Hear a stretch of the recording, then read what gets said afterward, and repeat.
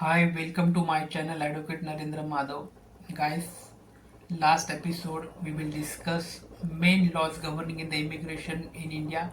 What is the main laws which have been prescribed in the immigration process in India as far as abroad. Now, today's video we will discuss the next part, that is the Foreigners Act 1946. जैसे आपने पिछले भाग में देखा है कि immigration की जो भी धाराएं है, इमिग्रेशन की जो भी कानून के बीच में जो भी इंफॉर्मेशन है, हमें पिछले एपिसोड में देखा है। ये एपिसोड में हम फॉरेनर्स एक्ट 1946 के बारे में देखेंगे कि क्या है फॉरेनर्स एक्ट 19 के तहत हमें कौन कौन सी चीज़ देखने हैं, कि फॉरेनर्स एक्ट 1946 का जो पर्पज़ है वो पर्पज़ क्या है, और इस पर्पज़ के तहत ही हमें अपने जो भी कानून की जो भी इम्पोर्टेंट धारा है इसके ऊपर हमें बिल्कुल नज़रअंदाज नहीं करना है, क्योंकि इमिग्रेशन की जो भी कानूनी तकलीफ है, इमिग्रेशन की जो भी कानूनी धारा है, उसके सबसे important act the foreigner act 1946 है। सबसे पहले हम ये 1946 जो फॉरेनर एक्ट है उसका पर्पस देखेंगे।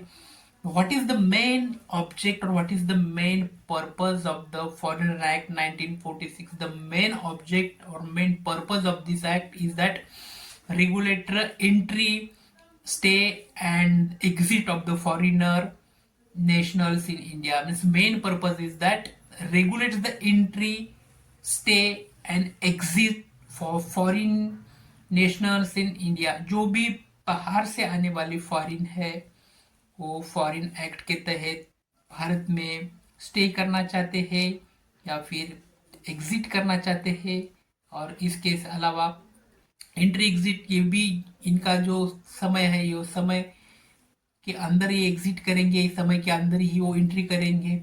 ये सब के ऊपर जो भी इम्प्लीमेंटेशन करना है, इसके ऊपर जो भी कानून की धाराएं रखना, ये मेन पर्पज फॉरेन एक्ट 1946 का है। इसकी कोई प्रोविजन अब हम देखने वाले हैं। The main provision is that foreigners must have valid passport and visa. The main provision is that foreigner must have a passport and visa.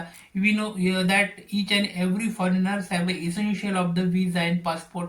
जैसे हम जानते हैं कि हर एक फॉरेनर को अगर अपने देश में भी आना है या हमारे देश के व्यक्ति को बाहर दूसरे कंट्री में जाना है तो उसके लिए पासपोर्ट या वीजा की बहुत ज्यादा जरूरत होती है। तो ये प्रोविजन के तहत foreigner must have a valid passport and visa, इसके तहत सबसे इंपॉर्टेंट प्रोविजन है। दूसरी इंपॉर्टेंट प्रोविजन इस एक्ट के तहत है कि the government can restrict movement, deport और detain a foreigner violation of visa condition. In case of violation of the visa, the government, that is the central government, have a power to restrain, deport or detain the foreigner in violation of the visa condition. अगर ये जो violation होता है ये foreigner act 1946 की कुछ भी धाराओं का, कुछ भी सेक्शन का, तो it is the binding obligation of the central government की जो भी फॉरेनर है उसके ऊपर ये सबकी फॉरेनर एक्ट 1946 की धाराएं इम्प्लीमेंटेशन हो जाएंगी, लागू हो जाएंगी।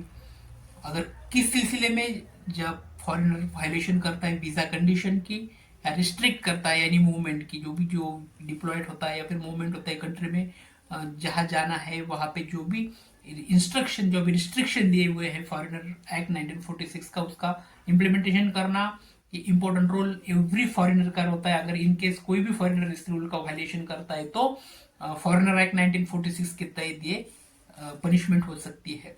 दूसरा और तीसरा इंपॉर्टेंट प्रोविजन इस एक्ट का है कि police can check registration, identity and travel document any time. जो भी फॉरेनर बंदा भारत में आया है तो police have a duty to check their proper documents in any time.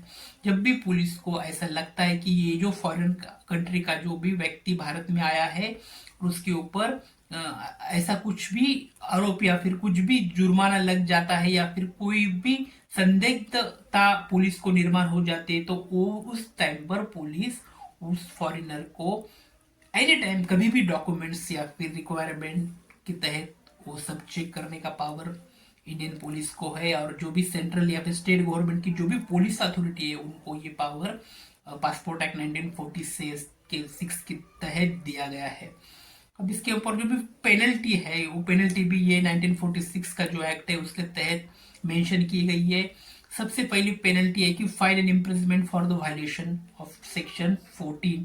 Section 14 जो है फॉरेनर एक्ट 1946 का play the very important role, क्योंकि 1946 का सेक्शन 40 के तहत पेनल्टी मेंशन की गई है, और साथ ही साथ जो भी इम्प्रिजमेंट या फिर जेल की सजा जो है वो यहाँ पर मेंशन किया गया है। तो if you go to the section 40 और deeply study what is the exactly punishment mentioned in section 14 of the foreigner act 1946, तो ये हमें देखना पड़ेगा कि सेक्शन 40 के तहत ही किस तरह की शिक्षा, किस तरह की पेनल्टी पनिशमेंट मेंशन किया गया है।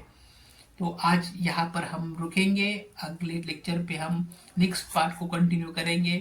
तो आपको ये वीडियो अच्छा लगता होगा तो प्लीज़ लाइक करो, सब्सक्राइब करो, कि ये चैनल के माध्यम से पूरी कानूनी जानकारी फ्री ऑफ कॉस्ट आपको देने का कार्य हम करते हैं। तो आपका भी दायित्व बनता है चैनल को लाइक करना और सब्सक्राइब करना। Thank you so much.